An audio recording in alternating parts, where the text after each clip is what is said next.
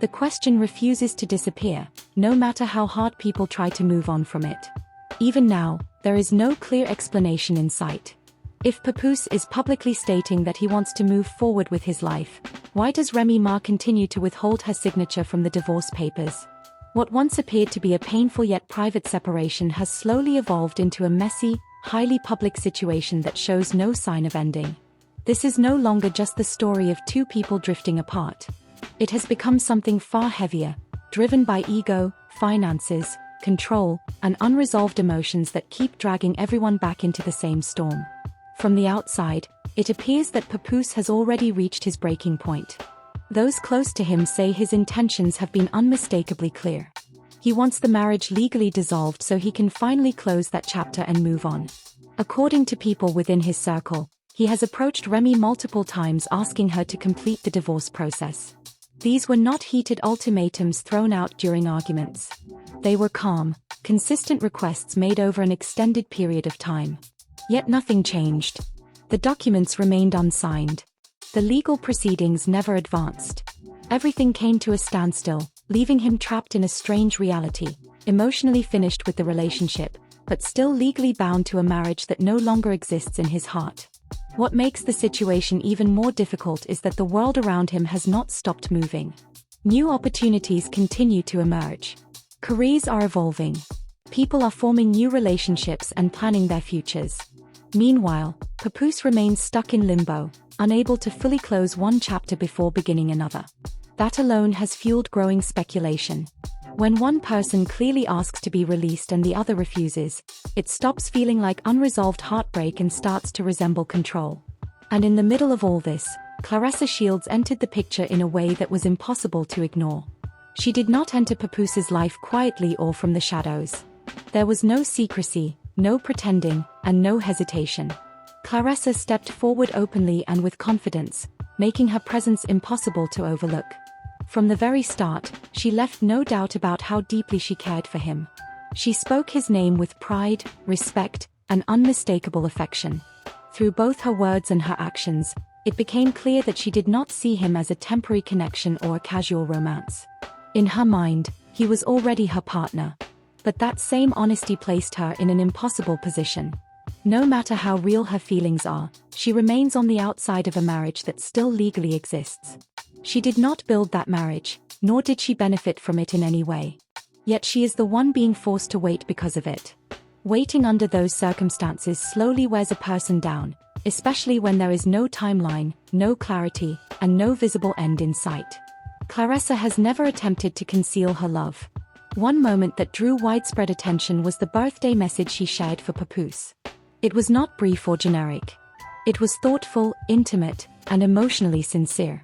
She wished him happiness, good health, and many more years of life, adding light humor by referencing her boxing career. She called him king, a single word that revealed exactly how highly she regarded him. She went on to thank him for the laughter, support, and joy he had brought into her life. Nothing about the message felt calculated or staged. It felt real. Yet beneath that warmth, there was an unmistakable trace of pain. Despite the public affection and undeniable bond, nothing moved forward. There was no announcement, no engagement, and no next chapter. According to those close to the situation, the delay had nothing to do with emotional hesitation on Papoose's part. The issue was never about love. It was legal. Until Remy signs the divorce papers, nothing can move ahead. Sources say Papoose has privately shared his frustration. He has shared that frustration only with people he deeply trusts. In his mind, he believes he did everything the right way. Instead of being dishonest or moving in silence, he asked for a divorce. Instead of jumping into something new, he waited. He tried to honor the past, the memories they shared and the life they once built together. But respect has its limits, especially when the other person refuses to let go. At this point, the damage extends beyond just two people. Claressa's future is now frozen as well, held hostage by a situation she did not create. The situation escalated dramatically when Remy chose to make private text messages between Papoose and Claressa public. The moment those messages surfaced, the narrative shifted overnight. Every word was scrutinized. Every sentence was dissected and debated.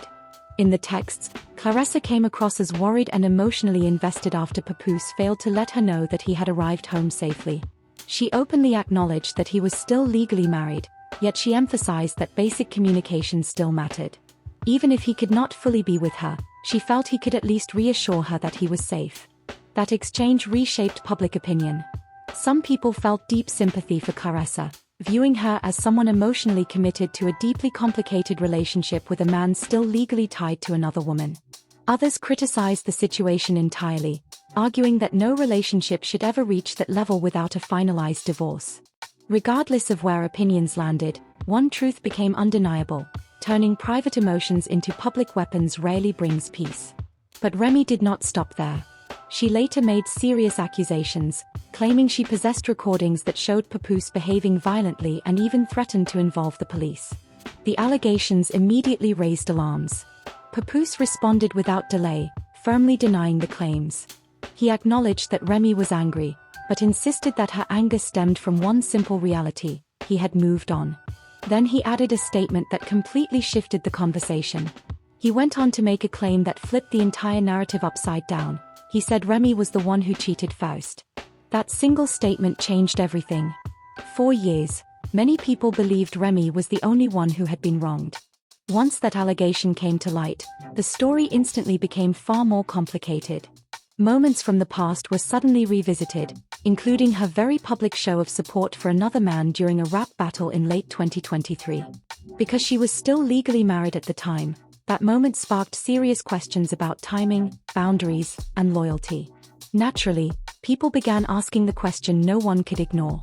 If Remy had already emotionally moved on and appeared interested in someone else, why continue holding on to the marriage? And if Papoose was clearly asking to be released, why refuse to let him go? The tension escalated even further when Papoose and Claressa were spotted together on Valentine's Day in Hawaii. Photos and videos captured them looking relaxed, smiling, and completely at ease with one another. There was no secrecy, no hiding, no attempt to sneak around. They openly enjoyed their time together, soaking in the sun and walking along the ocean. But the trip wasn't only about romance. Papoose was also focused on work. He organized the first ever Hawaii Fest, a project he was deeply invested in. He publicly thanked everyone involved, celebrated the event's success, and shared updates online. The trip revealed something important: he was building something new and choosing growth instead of remaining trapped in the past. Claressa also posted a brief video from the beach, showing the two of them together. It felt effortless and genuine, free from drama or exaggeration. It simply showed two people who were truly happy and unafraid to be seen. Not long after, rumors began circulating that Papoose had planned to propose during that trip. According to reports, he had spent months preparing for the moment. The setting, the timing, and the meaning behind it all were perfectly aligned. Valentine's Day in Hawaii seemed like the perfect moment. Everything was meticulously planned, every detail aligned, except for one obstacle. He was still legally married. Because the divorce had not been finalized, the proposal could not take place. A moment that should have been filled with joy, love, and a new beginning was delayed, perhaps even lost entirely. After news of the trip spread, public opinion began to shift. People started questioning Remy's motives. Rumors circulated that she might be involved with someone else while simultaneously blocking the divorce. Some suggested jealousy was at play. Others believed fear or insecurity drove her decisions. But the most persistent theory pointed to money. Financially, the situation was far from simple. Remy Ma commands a significantly higher net worth than Papoose through her music, television appearances, and business ventures. She has earned millions over the years. Papoose, while successful and respected in his own right, does not generate income at the same level. In marriages of long duration, the lower-earning spouse is often entitled to spousal support. They were together for over a decade, having married in 2008 and separated in 2023. The length of their marriage alone strengthens Papoose's position, especially when considering his unwavering role during some of Remy's most challenging years. When Remy was incarcerated, he did not abandon her or distance himself. He stood by her emotionally, financially, and publicly. He protected her name, promoted her music, and safeguarded her reputation. He even stepped fully into a fatherly role for her son, providing stability and care at home. Remy's success did not occur in isolation. While her talent and hard work deserve credit, Papoose was integral in maintaining a stable foundation during her absence. After her release, their relationship even became part of a televised storyline, drawing attention and revenue. They were no longer just a couple, they had become a brand. And Papoose was far from a background figure. He was never just in the background. Papoose helped craft a narrative that elevated them both. He also assumed full responsibility for caring for Remy's son without hesitation. That level of devotion carries weight, not just emotionally, but legally as well. Given all of this, many believe that if the divorce were to proceed, Papoose would likely be entitled to spousal support. And because of that, some speculate that money, rather than love, is the real reason the divorce has been delayed. Meanwhile, Claressa remains trapped in the middle. She loves Papoose and dreams of a life with him. She already treats him as her partner, yet legally she cannot take the next step. She cannot plan a wedding. She cannot fully start the next chapter of her life. She is waiting for a door that someone else refuses to open.